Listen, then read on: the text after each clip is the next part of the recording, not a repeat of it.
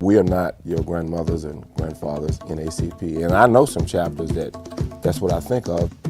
We wanted to make this organization that already existed, that had a name, to see if we could make it work more effectively for justice in our community. Well, there's always something with the Evening Times, and people ask me, do you get mad? I said, no, I don't. I mean, I understand they're doing what they have to do. They are to Fox News, they are to Crittenden County what Fox News is to the nation. Mm-hmm. Their job is to present the quote-unquote conservative side, and of course, and let's be clear, conservatism for the most part means racism. And as I was saying at our next meeting, I said, isn't it interesting that the biggest racists in America find a home in the Republican Party? And so people say, well, they're not racist. I say, well, isn't it interesting? Well, if the Republicans are not the party of racism, how do you explain the Klans and neo-Nazis and the white nationalists? Why is it that they feel a comfort level with the Republican Party? But I'm not angry about it. When we had our political forum and we met the candidates here in September, wasn't it? Mm-hmm. At our September meeting, and third Monday in September, one of our candidates, Mr. Al Felton, who is a candidate for city council, and he's a former city council person too, he mentioned that no matter what, there'll be a new regime next year. Okay, I mean, it didn't really mean anything, and I challenged each mayoral candidate. We challenged them rather. What will you plan to do about a number of things? We talked about West Memphis Marion School District. How do you feel about the fact that so much of Marion School District is in West Memphis? They discussed that. Of course, they talked about jobs and bringing jobs and economic development and all that kind of thing. And we asked about what will you do to hold law enforcement accountable for law enforcement misconduct. And we pointed out some alarming statistics over the last 100 years that that doesn't just suggest, but it's clear that black people, particularly black men, are more apt to be mistreated by law enforcement. I've had those unfortunate encounters with law enforcement myself.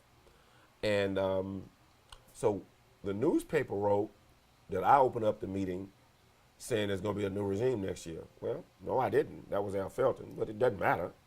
And secondly, he said that I called for a Human and Civil Rights Commission.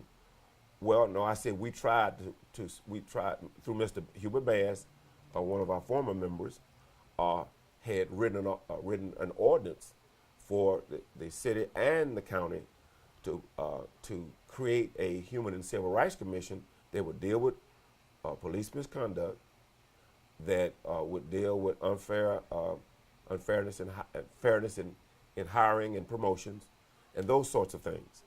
And so they said that we don't need police accountability. What we need is police cooperation. I would suggest we need both.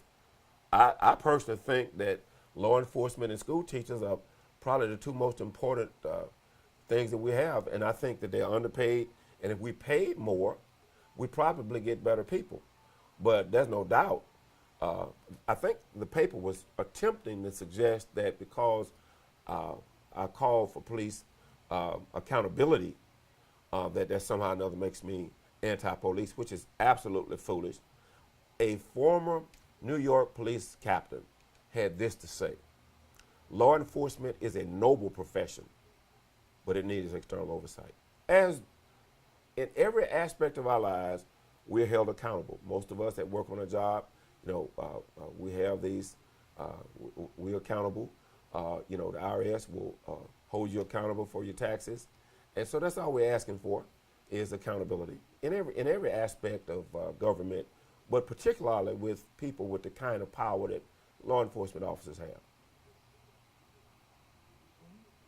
And what type of things have been going on in efforts to sabotage the Crittenden County NAACP? Well, I would say that over the last few years, the newspaper has attempted to create straw man arguments and make false equivalencies to suggest there was something wrong with us. And of course, to be honest with you, we've been pretty critical about the newspaper, and rightfully so. The newspaper has enjoyed for years not having to be accountable for anything that they did and said. And they're clearly racist, absolutely and beyond racist. And I'm not angry about that. They just are. That's the system in which we live. And, you know, we've written about it and openly talked about them, and they've talked about us. And but in fact, I don't really consider what they've said and done a damage to us. They've said things of outright lies. And of course, when there was the hint of anything wrong with any of our members, they would move. Like, for instance, last year we had a second vice president who was arrested in Shelby County for possession of drugs. And they intimated that we were all involved in that drug selling or drug distribution of some kind of way. And but that's what they have to do. The biggest problem that we have that bothers me the most is just the apathy of the people in the community. The apathy. You know, we have, like I said, 7% of the community is black, but it doesn't appear that most black folk are politically engaged and don't really know what's going on and don't seem to care until something happens to them personally. And, you know, at some point in my life, I was probably a little bit more like that than I am today. But I think that's one of the biggest problems that we run into is just people don't seem to care. Now, right now, of course, most people know that we've been in a legal battle with the national NAACP and state NAACP for several years. And of course, we won our case, and we won $100,000 and some odd settlement, and everybody knows about that. And then, of course, when we were about to get our settlement, our attorney, Bill Llewellyn, tried to take the money, and we were victorious in overcoming the obstacle that he put up. And then once he failed, then Hubert Bass, one of our members, decided that he wanted the money. And so he petitioned the court for the money. The court told him no.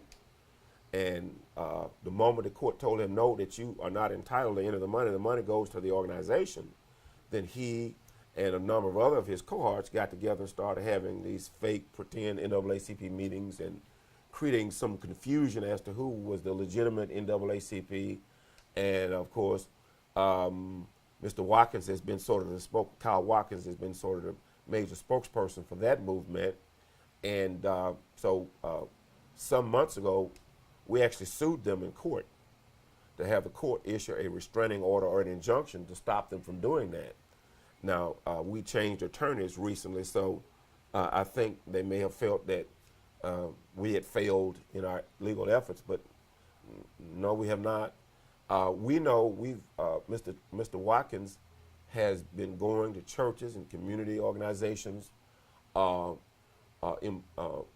presenting himself as the president or the vice president, depending on who he's talking to, of the Crittenden County NAACP.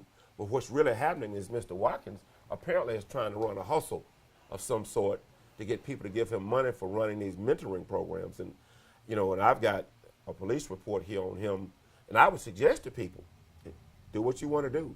If I were you, I wouldn't have anything to do with Mr. Watkins if you knew what we knew. We may even put some of this stuff out on Facebook. We don't like having to do that, but we need to warn our communities when there are charlatans amongst us.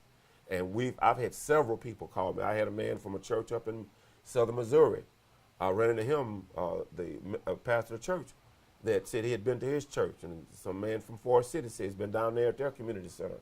And we know he's been meeting at one of their girls clubs here in West Memphis, saying the same thing. So let me warn you, Kyle Watkins is not an officer, nor does he speak for the Crittenden County NAACP.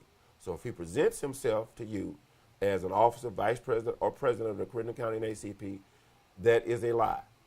Now, if you want to do business with Mr. Watkins, that is on you. Again, let me reiterate, we have a standing suit right now, a pending suit against him and 7 other people for doing that same thing. We are not your grandmothers and grandfathers in ACP. And I know some chapters that's what I think of. We wanted to make this organization that already existed, that had a name, to see if we could make it work more effectively for justice in our community.